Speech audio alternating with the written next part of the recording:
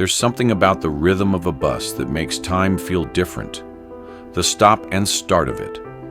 The way the engine hums beneath your feet. The gentle sway as it rounds corners. How the world outside the windows becomes a blur of faces and buildings and lives you'll never know. Inside, you're suspended. Neither here nor there. Just moving through space with strangers who are also going somewhere, also carrying their own weight. I've been taking the number 47 bus for 3 years now. Same route, morning and evening. From my apartment on the east side to the hospital where I work, and back again. I know every stop, every pothole, every place where the driver has to brake hard, because the light always catches you wrong. I know the regulars too. The woman who gets on at 5th Street with her headphones and her tired eyes. The student who stands near the back door, swaying with his backpack, lost in his phone. The man who always sits in the front and talks to the driver about weather and traffic and small disappointments. We're a community of sorts, united by route and routine. We don't talk much, don't really know each other, but there's a comfort in the familiar faces, in knowing that we're all just trying to get through the day, all just trying to get home. 3 weeks ago, the bus was more crowded than usual. It was raining, the kind of October rain that starts early and doesn't stop, that makes everything gray and heavy and slow. People were packed in, dripping water onto the floor, holding onto poles and overhead straps pressed together in that uncomfortable intimacy that public transit requires. I'd gotten on at my usual stop, found my usual seat, left side, 3 rows from the back door, next to the window. I was exhausted, double shift at the hospital, 14 hours on my feet, moving between rooms, checking vitals, holding hands, explaining procedures, absorbing other people's pain the way nurses do. My feet ached, my back ached. Everything ached in that deep, bone-tired way that makes you feel older than you are. I leaned my head against the window, closed my eyes, let the rhythm of the bus carry me somewhere between sleep and waking. That's when he got on. I didn't see him at first. Just heard the shuffle of movement, the rustle of an umbrella being closed, the beep of a transit card against the reader. But then I heard the driver's voice. "Excuse me, ma'am? Ma'am, this gentleman needs a seat." I opened my eyes. The driver was looking at me, and standing in the aisle was an elderly man, 80, maybe older. White hair, thin and wispy, wearing a coat that had seen many winters, leaning on a cane, his hand shaking slightly with the effort of staying upright as the bus swayed. Behind him, every seat was full. People stood in the aisles, holding bags and phones and their own fatigue. The priority seating near the front, the seats marked for elderly and disabled passengers, were already occupied. The driver was still looking at me. "This gentleman needs a seat," he repeated. Something in me went very still. I looked at the man, looked at his cane, his trembling hand, the way he was gripping the pole to keep from falling. Looked at the empty seat next to me.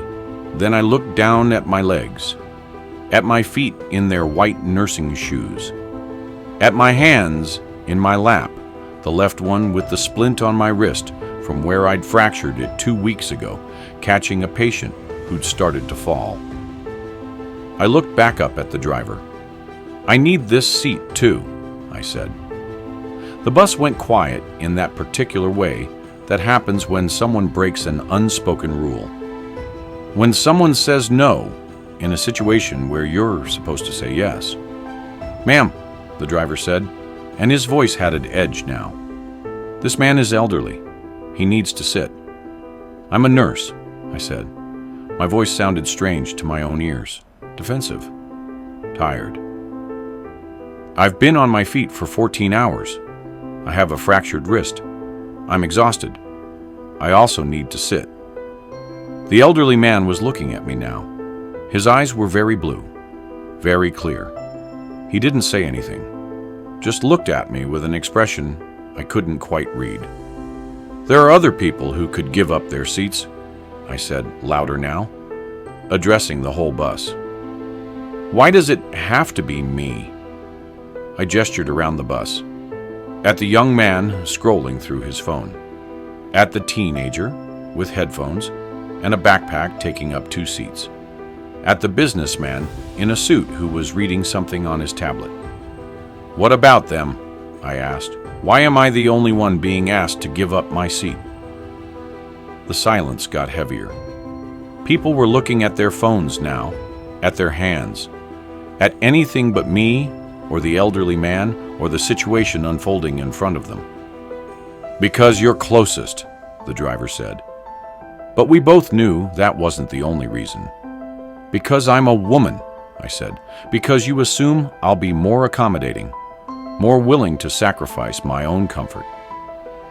The elderly man shifted his weight, nearly lost his balance as the bus hit a pothole. His cane slipped, and he grabbed for the pole, barely catching himself. I felt something twist in my chest.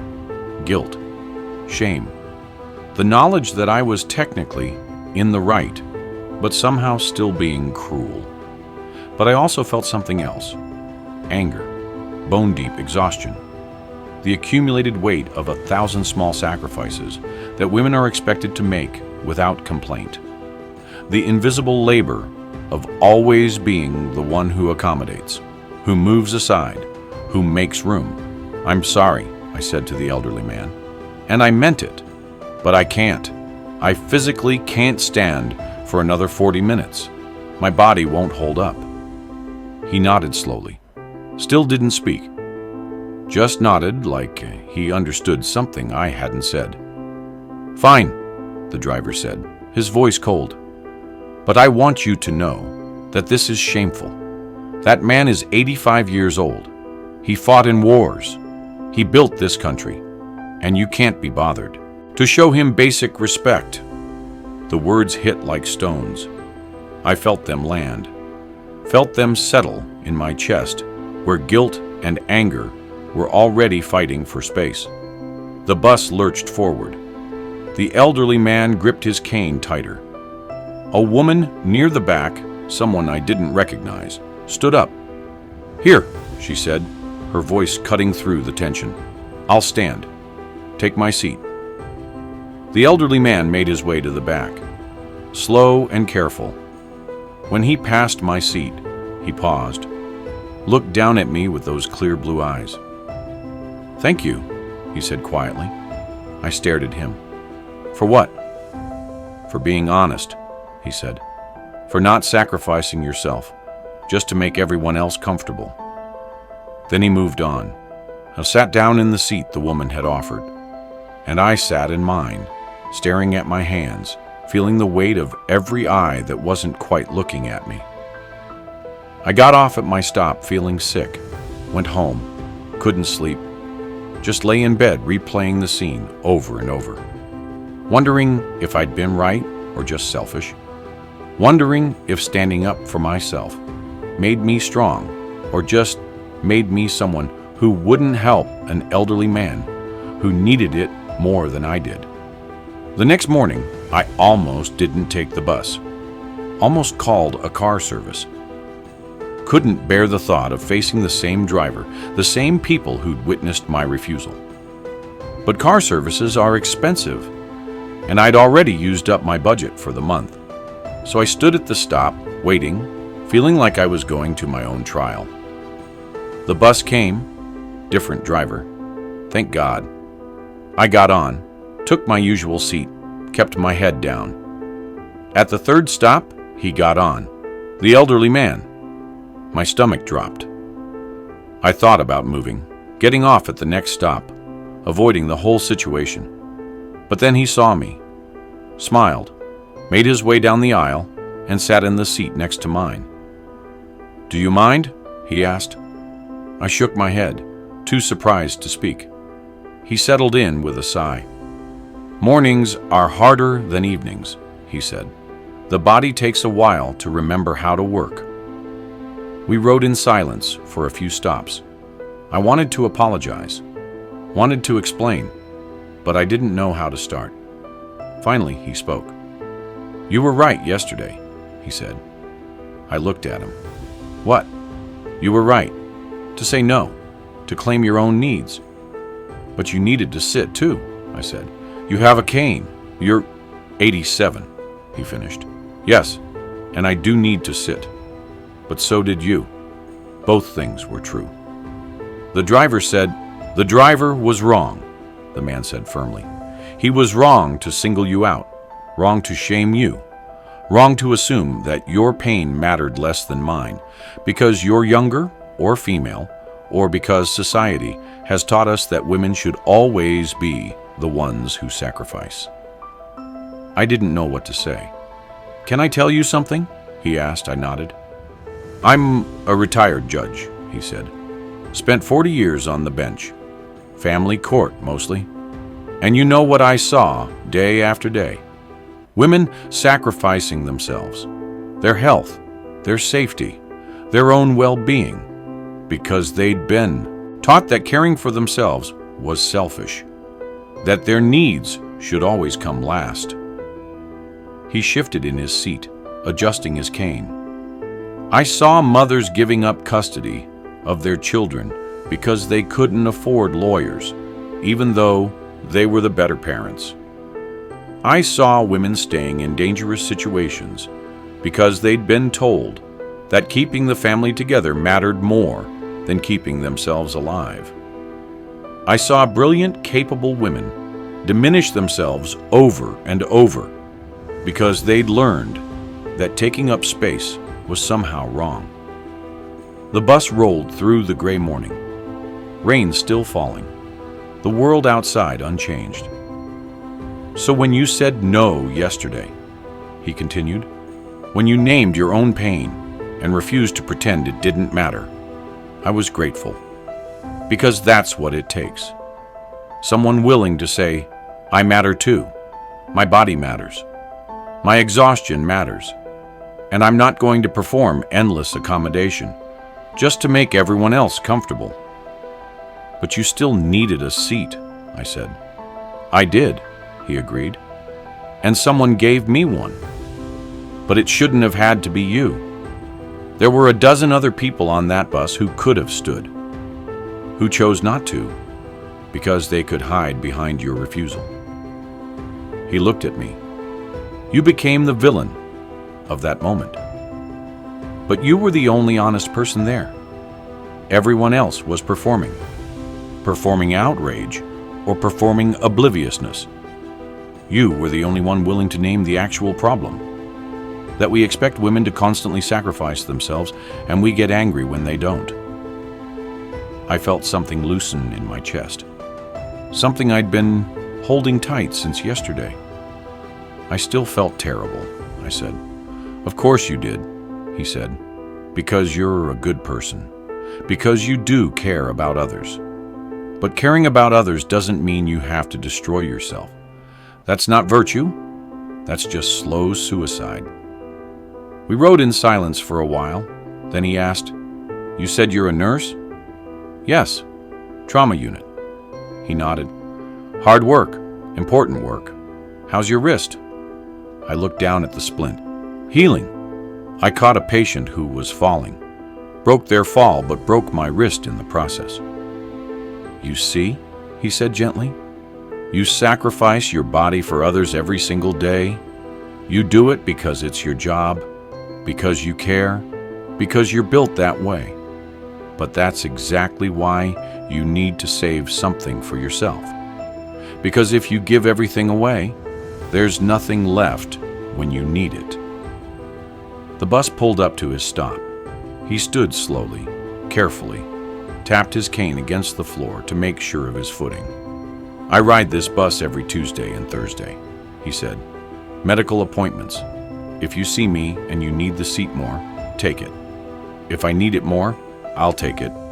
and neither of us will apologize for having needs." He smiled. "That's the deal.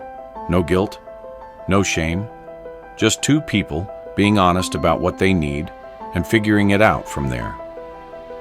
He got off at his stop. I watched him navigate the steps carefully, watched him open his umbrella against the rain, watched him disappear into the gray morning. That was 3 weeks ago. I've seen him 4 times since then. Twice I gave him my seat because I was having a good day and he was having a hard one. Twice he insisted I keep it because he could tell I was barely holding together. We talk sometimes about his years on the bench, about my work at the hospital, about his wife, who died 5 years ago, and how much he still misses her, about my mother, who's getting older and starting to need more care than I know how to give. We've become friends, I think. The kind of friends who understand that kindness doesn't mean endless self-sacrifice. That compassion includes compassion for yourself, that you can care about someone else's pain without pretending your own doesn't exist. Last week, something happened that made me think about that day on the bus in a new way. I was at work, end of a long shift. A patient came in, woman in her 50s, car accident, internal bleeding. We worked on her for 2 hours, did everything right, and we lost her anyway. After, I went to tell her family, husband, 2 adult daughters. They were sitting in the waiting room, holding hands, hoping for news that wasn't what I had to deliver. I told them, watched hope drain from their faces, watched grief fill the space where hope had been, stayed while they cried, answered their questions, held space for their pain. Then I went to the nurse's station and sat down at the desk, put my head in my hands, tried to breathe. One of the other nurses, young guy, maybe 25, came over. "You okay?" "No," I said. "I'm not okay. I'm tired and sad, and I just watched someone die, and I don't think I can do this anymore." I expected him to tell me to pull myself together, to remind me that this is the job, that we see death all the time, that I need to be strong. Instead, he said, "Yeah, that makes sense. Do you need to go home?" I looked up at him. "I have 3 more hours on my shift." "I'll cover for you," he said. "Go home. Take care of yourself. Come back when you can." "I can't just leave," I said. "We're short-staffed. People need you to not burn out," he interrupted. "People need you to still be here in 6 months. And that's not going to happen if you work yourself into the ground and never admit when you need help." So I went home, 3 hours early, feeling guilty the whole way, but also feeling something else. Relief. Permission. The radical idea that my exhaustion mattered, that I was allowed to have limits, that I could be a good nurse and also a person who needed rest. When I got on the bus, he was there. The elderly man, my friend. He took one look at my face and didn't ask what happened, just nodded to the empty seat beside him. I sat down, put my head on his shoulder. He patted my hand. "Hard day?" he asked. "The worst," I said. "Then I'm glad you're going home," he said. "Glad you chose yourself." The cows rode the rest of the way in comfortable silence. When I got off at my stop, he called after me. "Remember," he said through the window, "needing help isn't weakness. Admitting you're tired isn't selfishness. You're allowed to be human." I walked home in the rain, thinking about that, about how we're taught to be martyrs, to give until we have nothing left, to measure our worth by how much we can endure without complaint. But what if that's wrong? What if the real courage is in saying, "I can't do this right now. I need help. I need rest. I need someone else to carry this weight for a while." What if taking care of ourselves isn't selfish? It's necessary. Not just for us, but for everyone who needs us to still be here. Tomorrow, next week, next year. I've been thinking about that day on the bus a lot. About how it felt to refuse, to say no, to claim my own needs in the face of disapproval and shame. It felt terrible in the moment. It still feels uncomfortable when I remember it. But it also feels like the beginning of something important. The beginning of understanding that I'm allowed to take up space, to have boundaries, to acknowledge my own pain without apologizing for it. The judge, that's what I call him now, though he's told me his name is Henry, gave me a gift that day. He gave me permission to be human, to have limits, to need things without feeling guilty about it. And maybe more importantly, he showed me that the people worth knowing are the ones who understand that we're all struggling, that we all need help sometimes, that true kindness isn't about one person always giving and another always taking. It's about both people being honest about what they need and finding a way to help each other.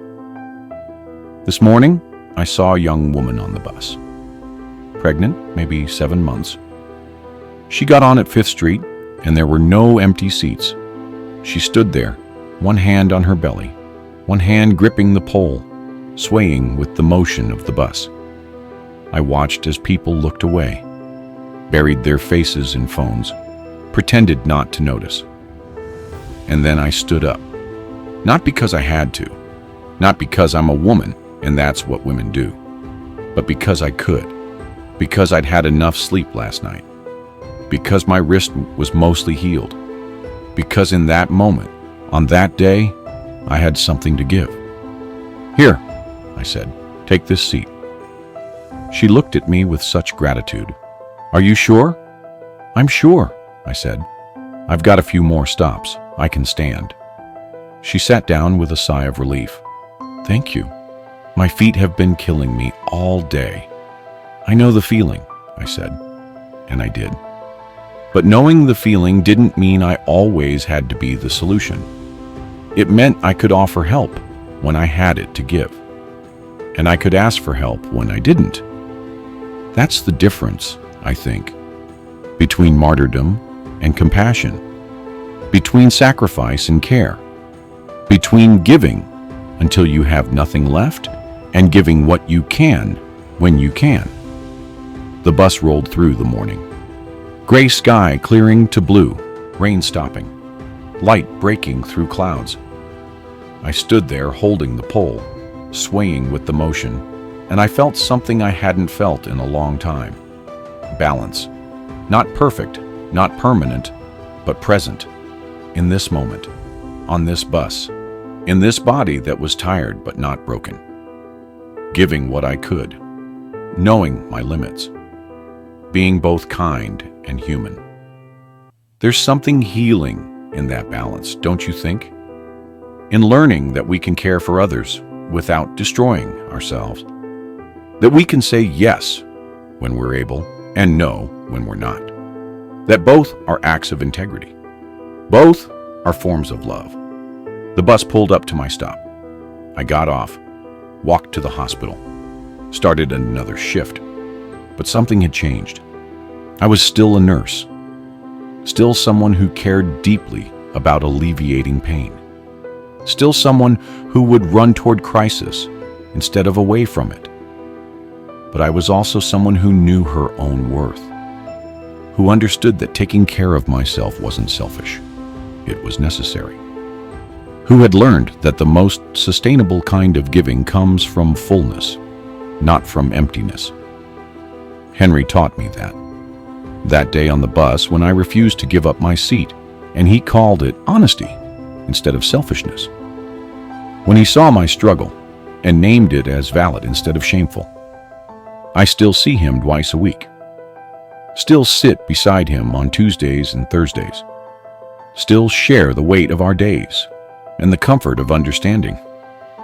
Last week he told me he'd been diagnosed with cancer. Terminal. Maybe 6 months. "I'm sorry," I said, taking his hand. "Don't be," he said. "I've had a good life. A long one. I'm not afraid of what comes next." "What can I do?" I asked. He smiled. "What you've been doing. Be my friend. Sit beside me. Help me when I need it. Let me help you when you need it. That's all any of us can do for each other in the end." So that's what I'm doing. Showing up. Being present. Offering what I can. Asking for what I need. Learning that the best way to honor someone is to treat them as fully human, which means letting them be both strong and weak, both helpful and needing help. The evening is settling now. Rain starting again. The sound of it on the windows like a conversation that's been going on for centuries. The rhythm of it matching the rhythm of the bus, of my heartbeat, of this life that asks so much and gives just enough to keep us going. I'll take the bus home tonight. Maybe Henry will be there. Maybe not. If he is, I'll sit beside him. If he needs my seat more than I do, I'll give it gladly. Not because I have to, not because I'm a woman, and that's what's expected, but because I can. Because today, I have something to offer. And if I need the seat more, I'll take it without guilt. I'll sit in my own exhaustion and let it be valid. Let it be enough. Let it be honest. That's what he gave me. That gift of honesty, of being allowed to be human, of understanding that we're all just trying to make it through the day with some dignity intact. The bus is coming now. I can hear it in the distance. That familiar engine sound, that promise of movement, of going somewhere, of being carried when we can't quite carry ourselves. I'll get on, take my seat or stand in the aisle, be tired or rested or somewhere in between. Help someone if I can, ask for help if I need it. And either way, I'll do it honestly, without apology, without shame. That feels like enough. More than enough. That feels like living